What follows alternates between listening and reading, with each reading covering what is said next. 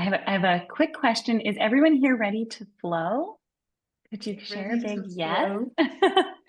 flow? Okay, let me tell you what we're going to be doing today. So, we are going to be talking about practical tools to cultivate mindfulness, align with your values, and turn stress into a catalyst for personal growth and success. How awesome does that sound? I am so thrilled to have Dr. Julia Colangelo on today. She is a flow and mindfulness consultant with more than 14 years of experience in the science and psychology of flow. She is the founder of Hello Flow and the Flow Brain, two Maui-based educational companies where she teaches behavioral flow strategies and mindfulness skills. She also teaches mindfulness at Columbia University. Welcome, Dr. Julia Colangelo. It's so great to have you. Thank you so much for having me. I'm so excited for today's discussion. Me too. So before we get started, we'd like to ask you a couple of questions to our audience. And and this will just kind of set the stage for us today in our conversation. So the first question is, have you been in flow state and how did it feel? Have you been in flow state and how did it feel? I can say that I've probably been in a couple times in my life in a really solid, amazing flow state, and it was the most beautiful thing to experience. How about everyone else? Yeah, Don't know I what the think that, term means, so we're going to be oh, talking about that. Abby yes. says time disappears. Annie, hi Annie. Mhm. Yes, to it almost feels like an out of body experience. And the other question, someone said, yes, it feels like alignment. And alignment is such an important part of this conversation as well. The other question is, have you experienced a creative flow state? And someone actually answered that earlier with, it just feels like time, there's no time. Like I've, been in that creative flow state. I'm like, whoa, how did it get to be 2 o'clock in the morning? And that is such a beautiful thing. Actually, that's how I feel about Revel 11. My flow state is Revel 11. I just love it so much. Everything is aligned. Someone said painting. I know some of us have felt a flow state when we're running.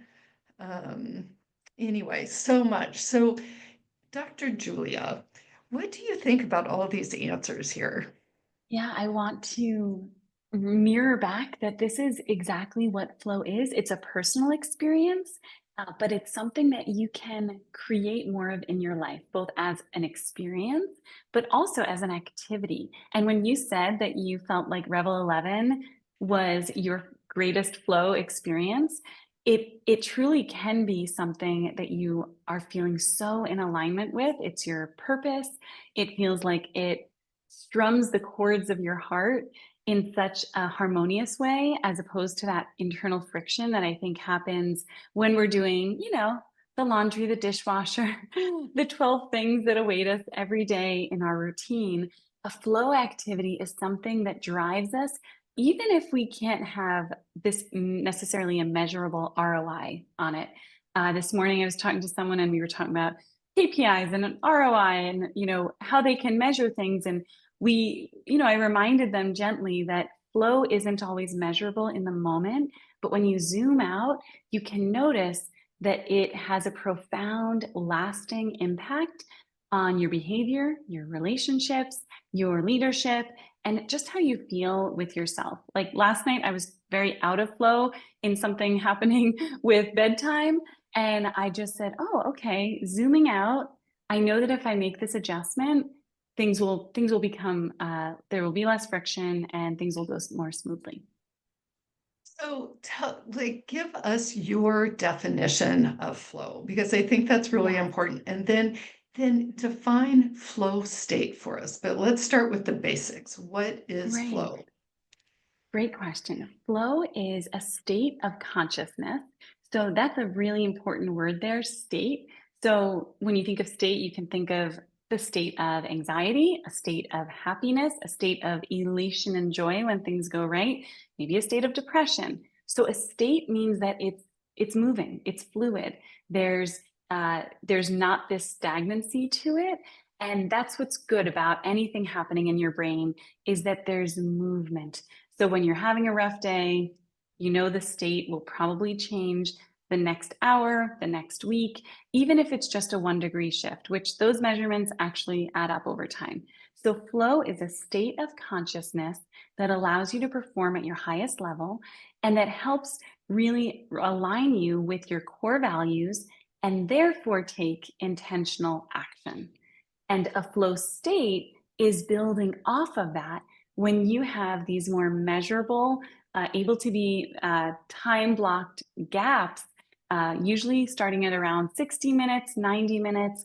I like to personally block off about 3 hours, knowing that I'll be in a flow state likely about 90 minutes of that 3 hours, but I'll have a progression of, moving my body, drinking a flavorful smoothie, helping a friend, moving along a very kind of measurable task, maybe even folding laundry. And then I'll ease into my creative flow state and then have a recovery time after that. Maybe read a chapter in a book, do something that is regulating to my nervous system. One important thing, I think, especially for all of us looking to grow personally, is to not overlook that when you're in a flow state, sometimes we just want to stay there forever, but your brain is not designed to do that. And so that sometimes I refer to it as a flow cycle, but you want that activation, such as learning something new or refining an idea like we're doing today. You take a golden nugget from that, you get into a flow state, and then you recover. You're not going to stay for 11 hours performing at your highest level. That's a very one-dimensional view of flow.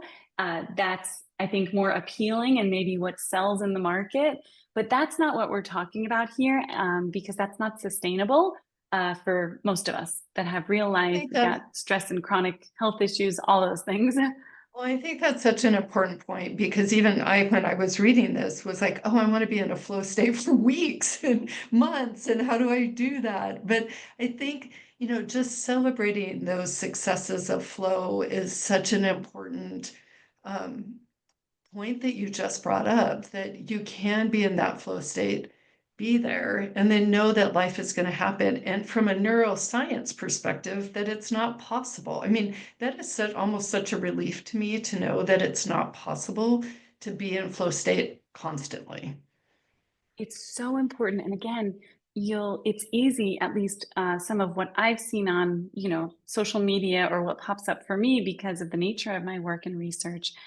It's easy to be confused or think, with biohacking or certain supplements or certain hacks, right? Whatever's marketed to us, that's going to make it possible.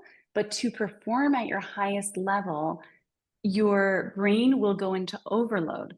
Can you share in the chat if anyone here has gone into perfectionist mode ever? You've overachieved.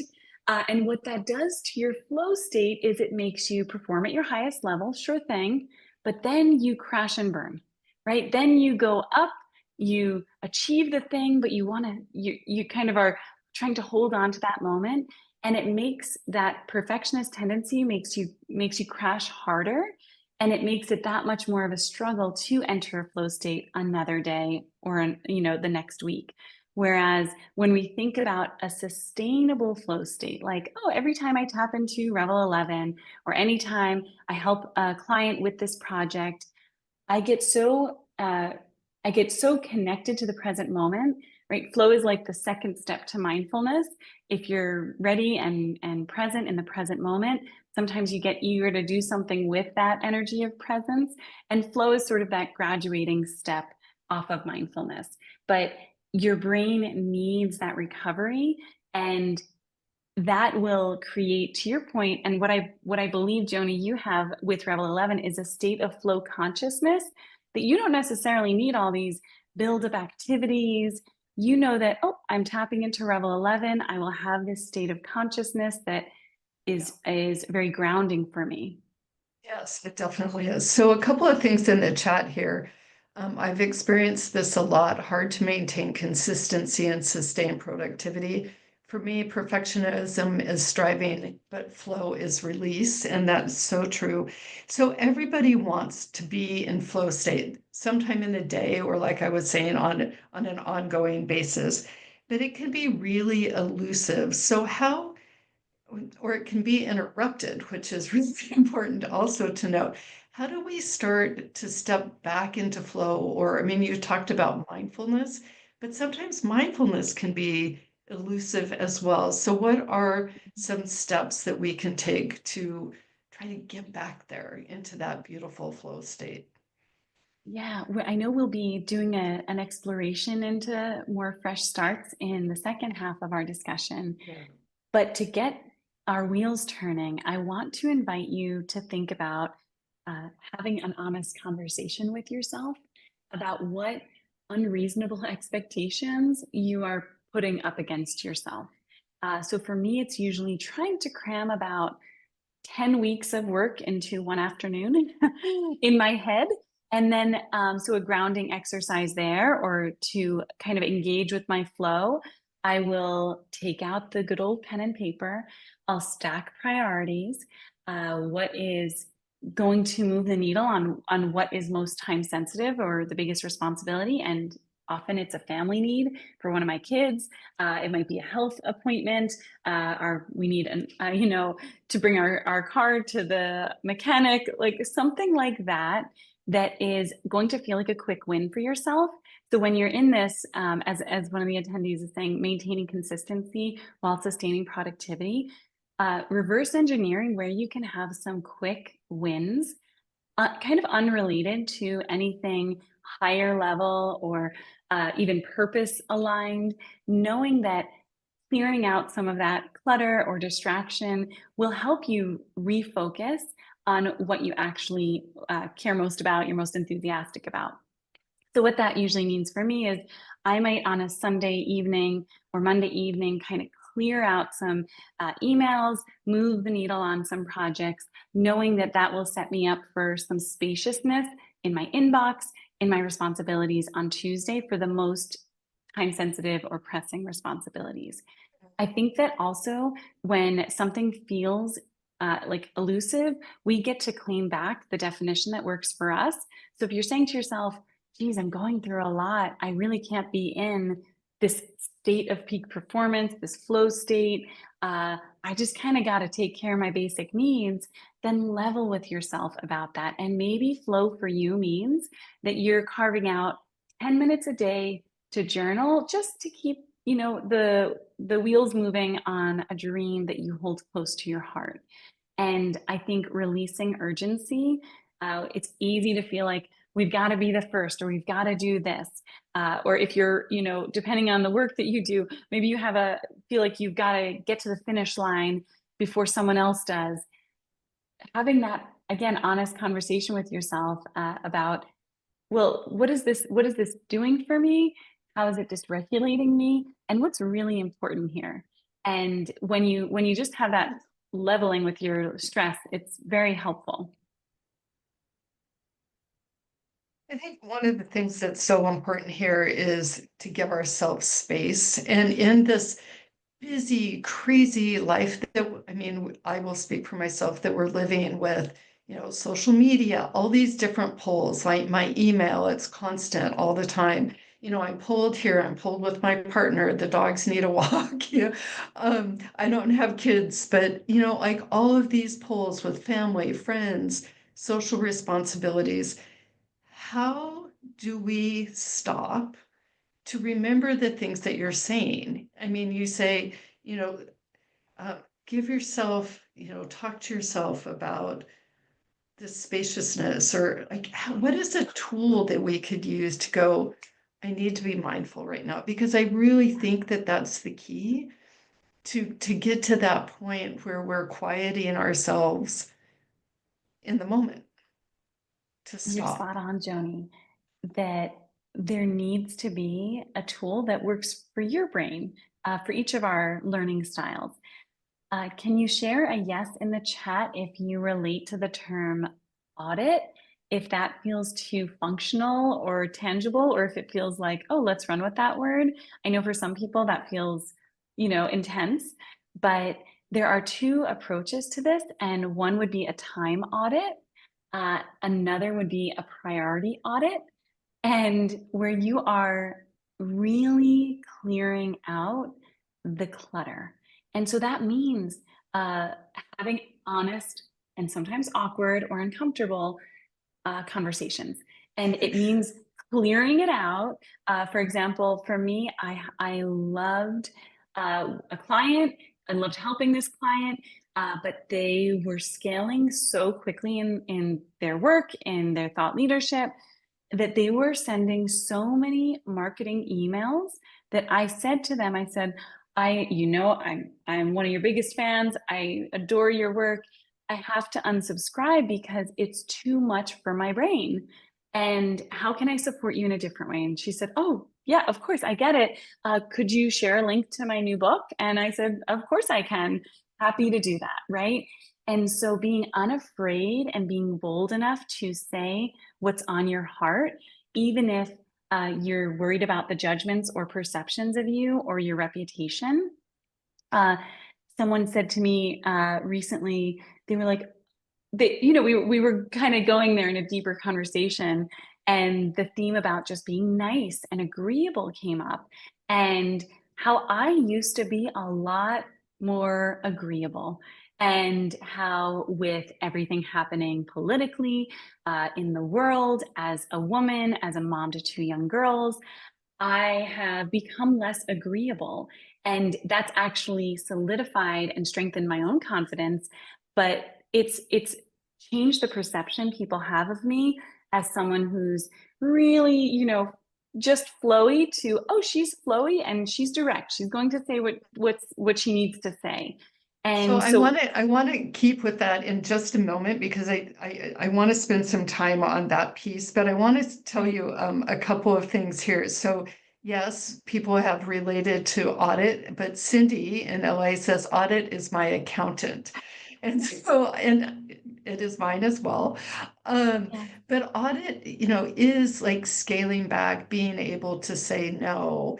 Do you have anything else that you could add to Cindy? So she completely understands what you're saying about audit. Yes. And I think my question back would be, is your accountant someone who cares about you and helps you? And most of us, it's, oh, yes, they get to do a job that is uh, deeply, out of our wheelhouse, all right? That is a skill set that I certainly don't have. Um, He is my I son. love that. I saw that. So if audit isn't, it's like gently review and take a zoomed out approach. So this could be, and for many of us, it's a physical activity where we're saying, okay, I'm zooming out, I'm pushing away from my computer. I mean, maybe even closing my computer, and I'm taking out pen and paper, and I'm saying, what's really a priority right now? Even, we're into some certain sports and we're supporting March Madness that's happening right now. And we were saying, okay, well, we want to have this and this and this. And I said, let's just bring it into one activity. We don't really need to do 5 different things. Let's host one gathering. People can come and go as they please. Let's just gather and be a holding place for folks.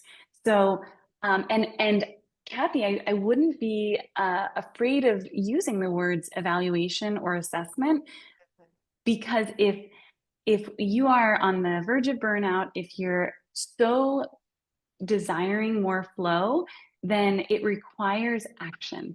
It requires challenging yourself. And sometimes that challenge comes in the form of reviewing and having that like honest conversation with yourself, or review of what's really got to give here. It could be letting go of a job or an opportunity. Many of my, when I do this process, I'll come back to, wow, I have to reestablish a boundary with someone. Sometimes it's with my own inbox. I have to reestablish a boundary and just say, this is not coming with me in the weekend. And being okay, again, having that, that's just a primer for a flow state, because Can anyone share what's happened when they've bet on themselves or when they've done something out of love or treated yourself with dignity or respect? Usually, the outcome is you tend to feel at least 1% better than you did about yourself earlier, or even more. And the thing when you're talking that really shines a light is that we really need to be aware of what our values are and our core beliefs, because Yeah, that helps us get guardrails to ourselves about what's important. Like if I want more time, to your point about March Madness, you don't, maybe you have one party, not, three. That's one example. Or one of the things that happened here in Seattle last week is we had a in-person event called Living a Purposeful Life. And we talked a lot about the guardrails and when you know to say no, because your values and your purpose are so clear in your mind that I love that no, Know, to say no, because I love you've it. defined what's important, where you want to put your time.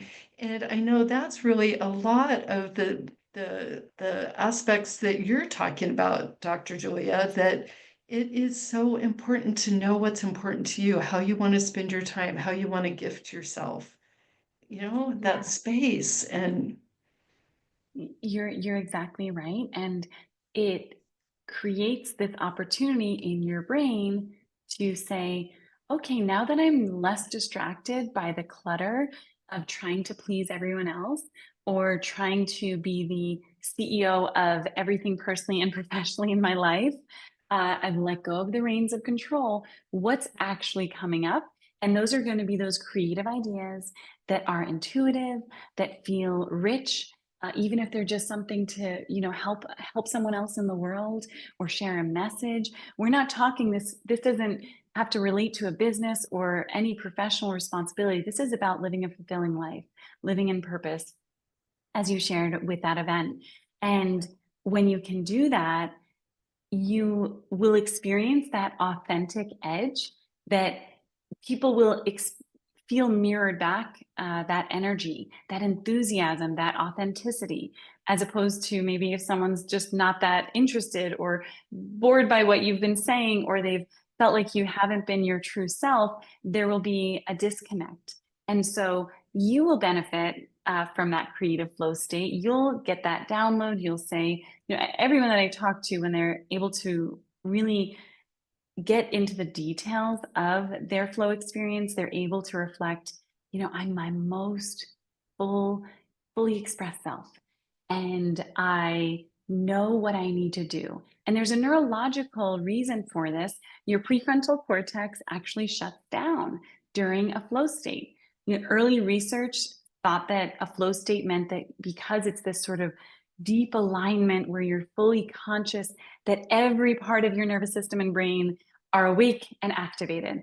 But what they found was, in fact, the opposite, that only a very particular part of your brain is working and synced up. And that, in fact, the whole prefrontal cortex that is, it helps protect us, but in many ways, it creates more self doubt, self judgments, internal criticism. It's our own worst critic, even though it does protect us. So I don't want to hate on it too much. But those are some of the things that we want to think about in saying, how much do I want to get into a flow state? And when you're there, that's why you're able to produce or be productive or create without the burden of your own internal narratives, the automatic thoughts that we've all developed throughout childhood trauma and attachments. so cool. All of It's this so cool. conversation is just so amazing. So let's talk about transforming stress, because so many of Yeah. us live with tons of burdens right here on our shoulders. Oh, yeah. And, again, we're pulled in so many different directions. But how do we identify the flow activators and blockers in life and turn those into a catalyst for success? This is an exercise that we can actually move through. So if you have a pen and paper, or if you're listening to this and you just sort of want to noodle on the ideas, you want to identify one time that you were happy to be in a flow state. It could have been, again, with a dynamic conversation with your kid, with a friend, over coffee with someone. It could be when you were working on a creative idea or concept, you were playing music, reading a book. You were so present and you didn't have that lingering self-doubt. And this could have been recent, maybe it's been a while for you, and that's okay. As you think about that, I want you to identify what happened just before that. And you might think, it just was a normal day. And then I got into flow. It was like a lightning bolt struck and I was suddenly in a flow state.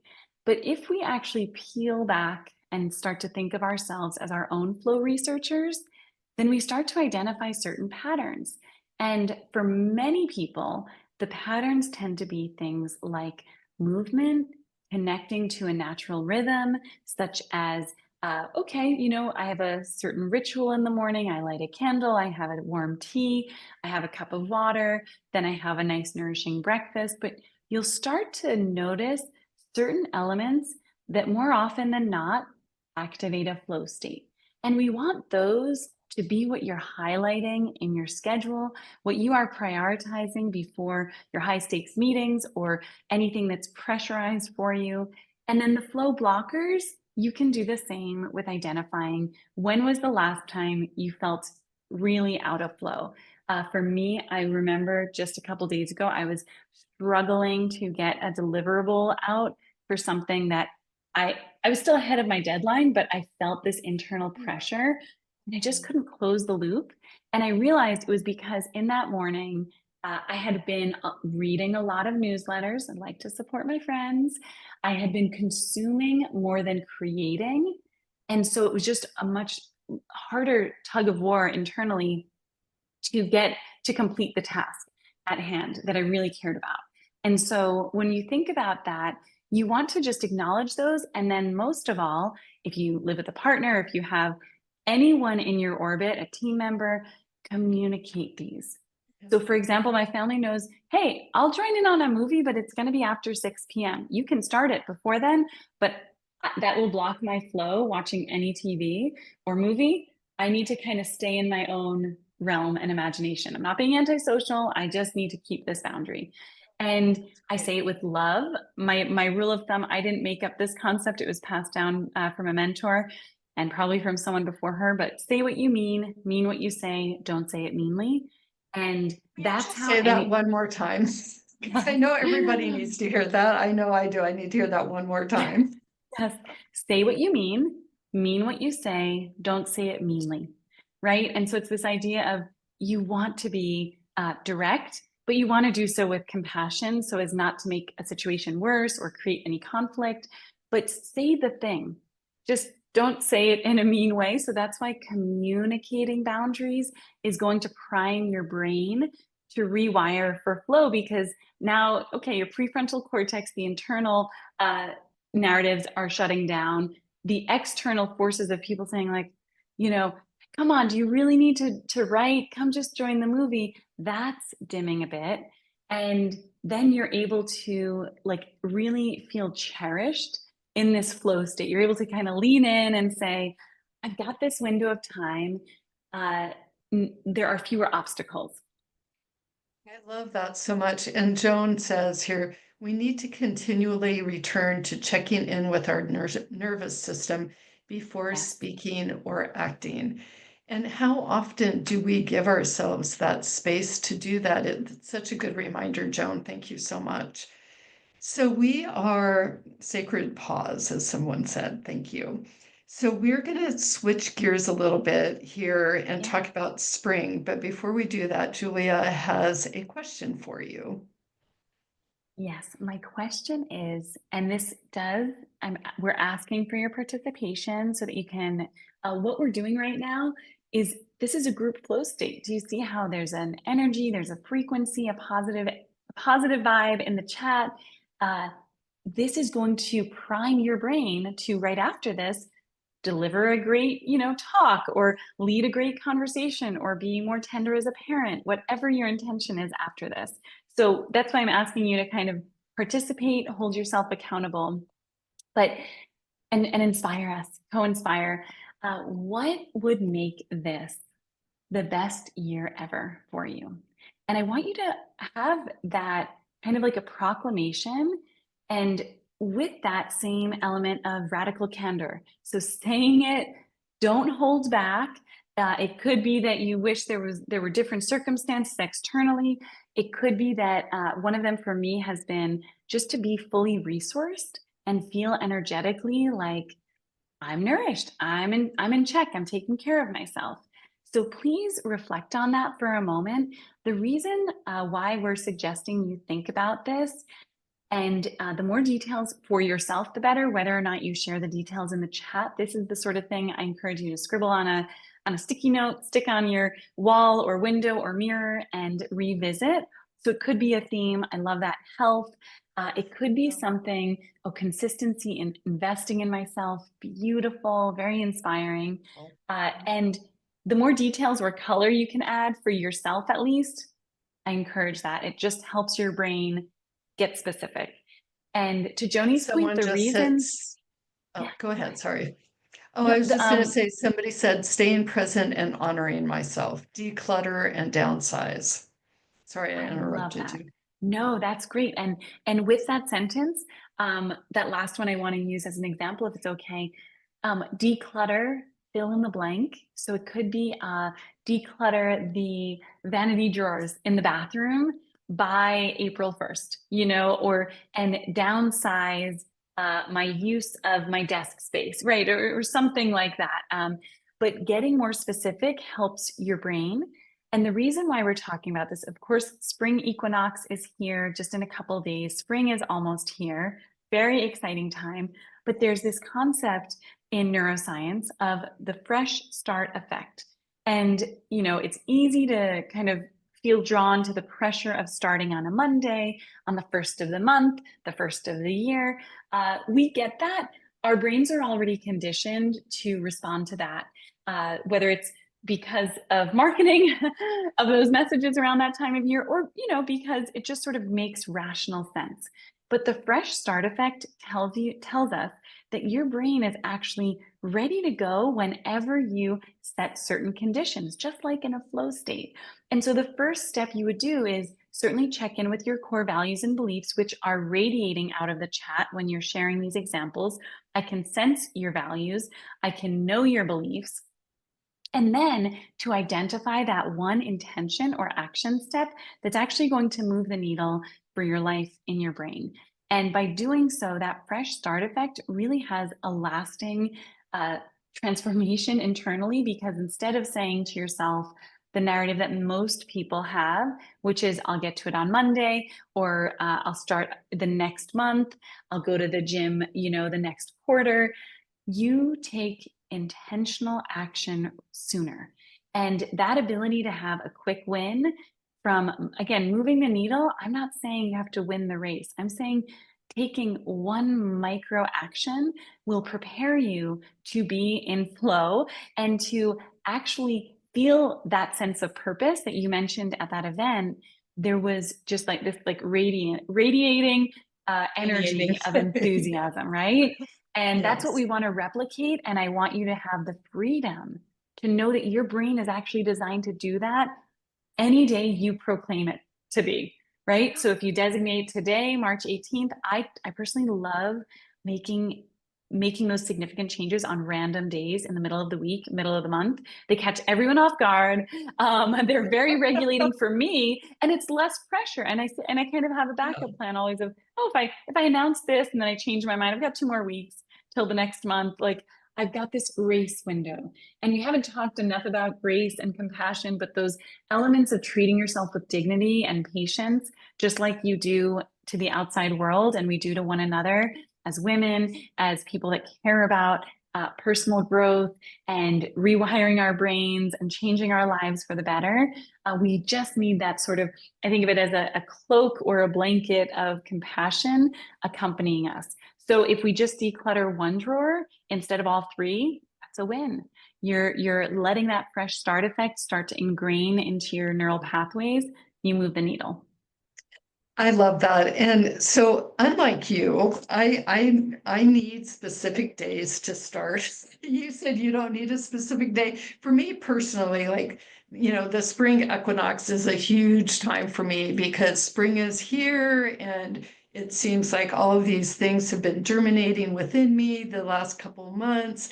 And so I start thinking about the spring equinox and I want to talk about, because this new fresh beginning is starting right now, it's like, instead of pushing against the natural rhythms, which is like things are blossoming, things are happening, let's talk about how do we release the press of transforming every night? How do you do this and letting go of that internal friction? Talk to us about that so we can jump into spring full on. Absolutely. So I think again, it's reviewing what has worked and truly having a release ceremony. Joni, when's the last time you had a significant goodbye ritual to the clutter? Actually, well, at the winter solstice, we wrote things down and it's like, what do we Wonderful. want to leave behind? And we burned them in the fireplace. It was fabulous. I love that.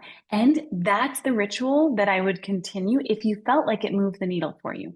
If Yeah. you're saying, oh, it kind of was just another thing, then don't repeat that. But that is a great ritual to literally say, what am I ready to release? And then partnering that with what am I ready to receive? I think that as women, the receiving is a lot harder. We can let go of everyone else's BS. We can let go of our own stress sometimes. But to receive the possibilities and the good that's going to come from it, a lot more of a struggle for most of us because we're used to being the givers, the providers, doing above and beyond. We carry a certain mental load because of our identity, because of who we are, different conditions we were raised in.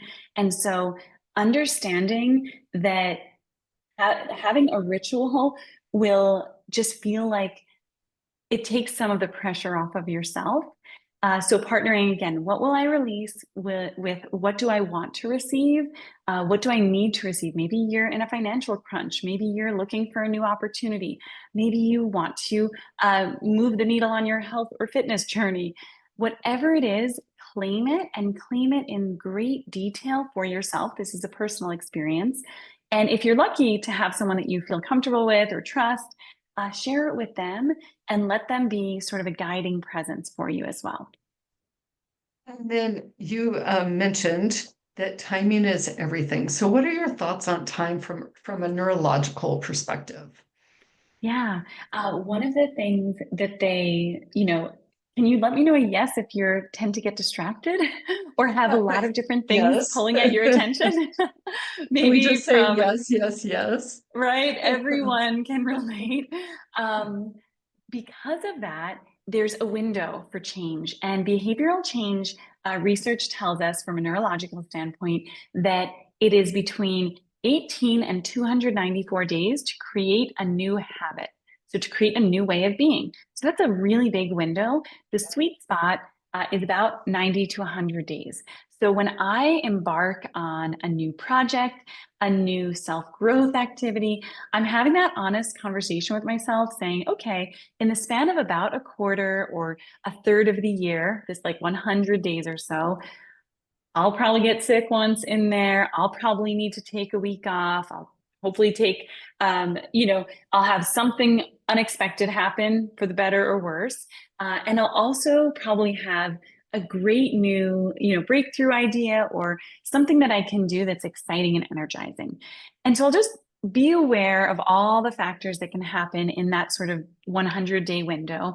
And then I'll identify for myself what are the key check-in points that my brain needs? And it could be that I need a weekly check-in. There have been seasons where I have a daily practice and check-in. I was in this great program just last spring, and we met 3 mornings a week at the crack of dawn. It was like 4 a.m. my time, but it was so transformational to have consistent group experiences to learn frequently and to collaborate that it really accelerated certain ideas that I was struggling with previously that I really needed active feedback on. You also want to, from that standpoint, say, okay, well, if I'm in a season, I talked to someone recently, their kids had left the home, they have more space than they know what to do with in their time. They have a luxury of having some financial stability. So they were saying, I'm finding it more difficult to get into flow now. And I said, it makes sense because we need some guardrails beyond just your values and your core beliefs. We need something to be this, we need to create a holding environment for your time. And it doesn't mean every day 9 to 5. It doesn't mean go out and get a job to keep yourself busy like many of us in school, just given homework worksheets just because. Did we need them? Maybe some of our brains did, but many, we didn't need more. We needed to just play and wonder and dream after school. And so I think that in those circumstances, you want to say, what are the guardrails? And for me, it's having a do nothing day on a Sunday. I still do things, but it's spacious enough to say in advance, I'm not really committing to many things.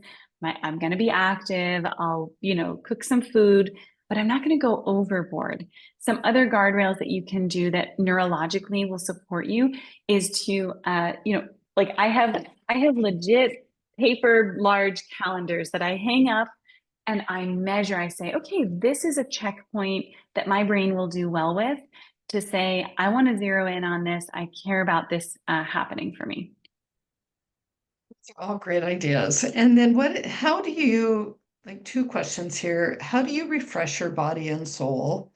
And then, what is the importance of self-care during these times of flow as well? Yeah, I would say that without recovery, you might experience a flow state, but like recovery meaning self-care activities, but you will not experience flow as frequently. Whereas if you go into a cycle of, let's say, what my typical cycle is I'll get into flow most days of the week, usually for about an hour. Usually when my youngest kid is napping, I'll have a progression of like a flavorful snack, get into flow, I'll move the needle on something I care about, and then I'll come out of that state and recover by going on a not very active walk, but just moving my body a bit to ground myself. Self-care will be like your secret weapon with activating and sustaining flow states for your lifetime, as opposed to the short-lived chasing of a flow state, trying to force it. And when you're thinking about your self-care, really zoom out and say to yourself, what is it that's going to be most helpful for me right now? Because it's not going to look the same for each of us, and that's a good thing. And if you're in a position to have accountability or have someone that you talk to about this, check in with them, inspire them with what you're doing. So maybe you hear me taking a slow motion walk and you're saying that sounds kind of dull, but maybe you hear, oh, flavorful smoothie.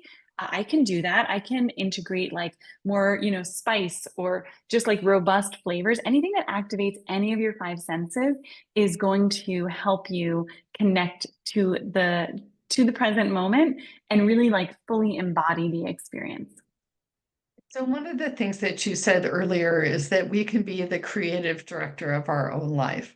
Let's Yes. dive into that a little bit more. And what would be the first thing that we could start with? Yeah. The first step is to identify the vision by analyzing what in your life is still true for who you are now and what again maybe is misaligned in this season. I had that conversation with myself around clothing recently where I said, this just isn't working for me. I've tried to fit into this style and it worked for a season, but it's not serving me now. And I think that honesty helps you identify how to be that creative director of saying, I'm going to take back some power in different pockets of my life. I'm going to acknowledge what worked. I might say thank you and recognize that contribution. And usually by saying what you need or what you desire in your vision is that first step. That helps you also sometimes just activate this more intuitive sense of who you are and where you want to head in your life and where is not the path for you.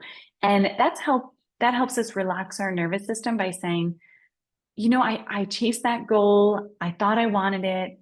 it's just not true for me. It doesn't resonate anymore, and that's okay. Maybe it will in the future, but for right now, I can part ways with it. And again, all of these tips and tools are lovingly requiring you to have honest conversations with your true self. And sometimes we don't even know what we need or want. So nature's your best friend in being a gentle reminder of getting out of your own head if you just need something to stabilize you. Connect with nature, let the rain fall on you, uh, and let that be a gentle guide. And again, I mean, I think that the other really important piece of this is to be still, and that clarity comes in those quiet moments, however you get them. For instance, I walk around our local lake here, or, people always joke about you have your best ideas in the shower because you're alone and you've given yourself some space. So that's a great reminder as well to, how to get back into flow. And for some of our brains, it helps to gamify it. And so that could be like, how long can I go in the day without looking at social media? Or how long can I go? And again, communicating this boundary. But I'll say to people, I'm so excited about this. And realistically, my response time is a week, is my turnaround time is 4 days. Is that okay? This is what you can expect from me. So I'm communicating it, but that gives me the guardrails to kind of force and prioritize that sacred pause, as someone called it earlier on. Yeah. So in our last couple of minutes together, any other tips that you would like to leave us with today? That flow is available to you. If you're wondering where it exists in the world, it's within you. It's a state that you can tap into. You can do so if you're ever finding a roadblock in your journey to flow. Immerse yourself in nature. You don't need to physically be barefoot, although that surely can support your journey. But just allow your imagination to wander and like actually wonder about the bigger questions in a playful, curious way.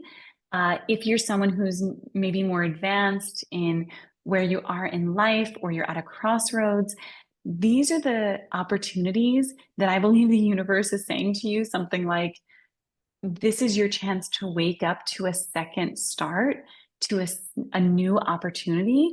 And that requires you to be awake in a different way than you have been so far. Maybe you're switching careers or changing relationships or moving. Allowing yourself that opportunity is going to accelerate the whole process. When you find roadblocks to your flow state, some days I just have to say, okay, I'm not in flow today. And I close everything up and I do something else that treats myself with dignity and respect. And I think in a time where those things are in question, where we're being forced into boxes and out of other boxes, it's really important to have those honest check-ins with yourself and make it a priority, a ritual that you know can accompany you throughout your life.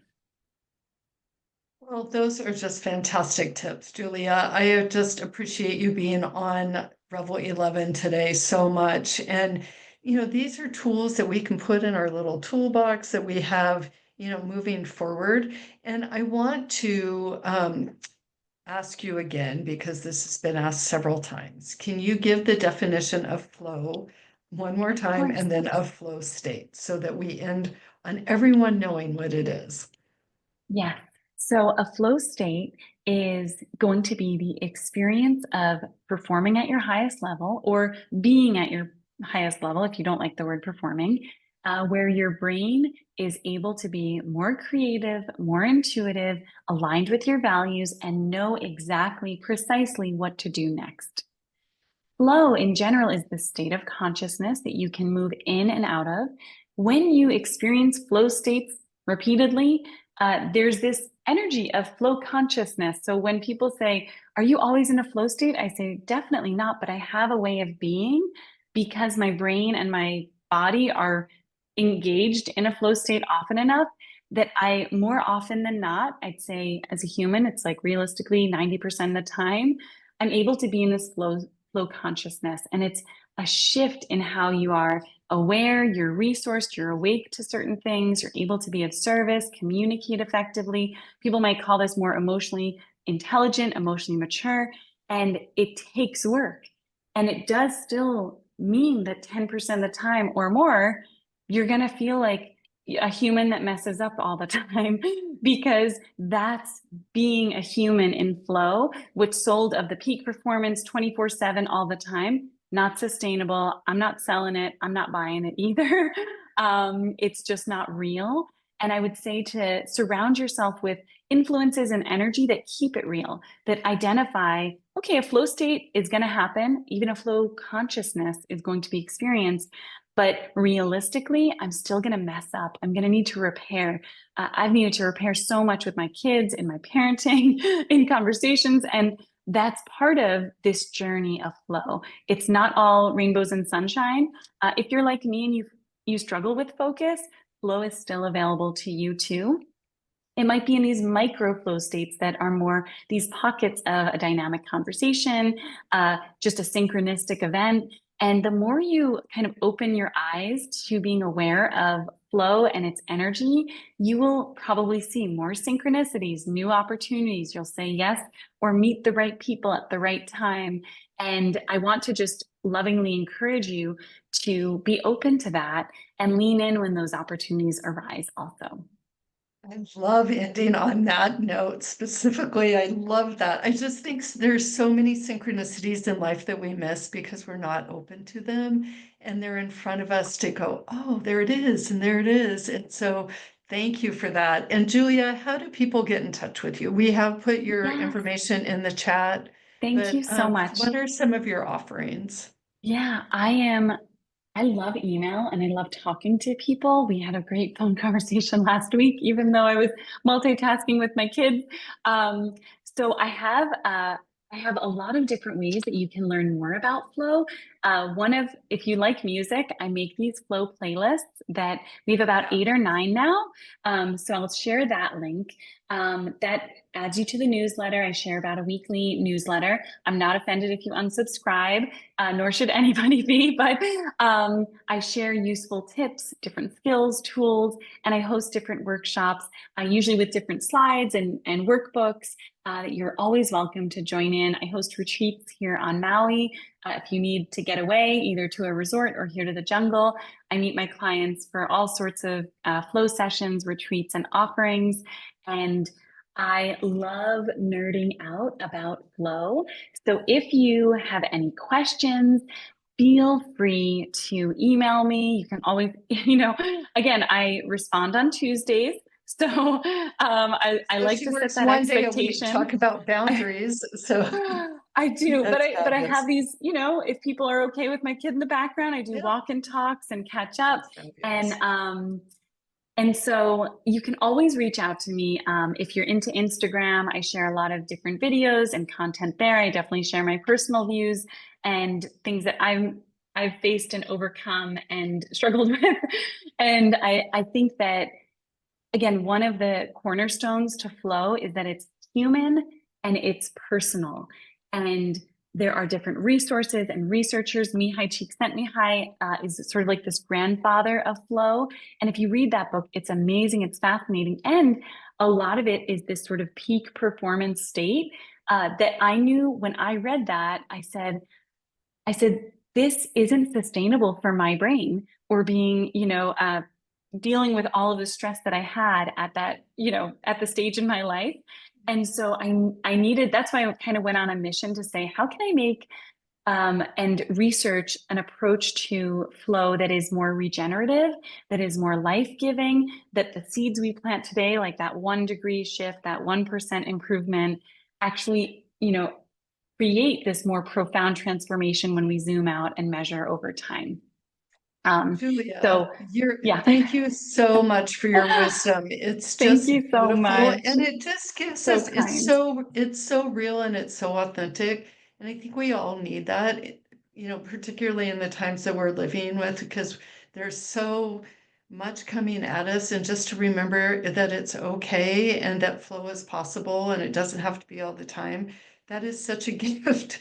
And thank you for making it more reasonable to think that we can all have it and enjoy it because it is there and it's beautiful when it happens. And it can happen more often than we think. So, and Yeah. that's the one of the many gifts that you gave us today. Oh, Thank you thank so much. you. Thank you so much for having me. And I am so grateful to have been involved. And please reach out if you have any other questions or want to nerd out on flow any other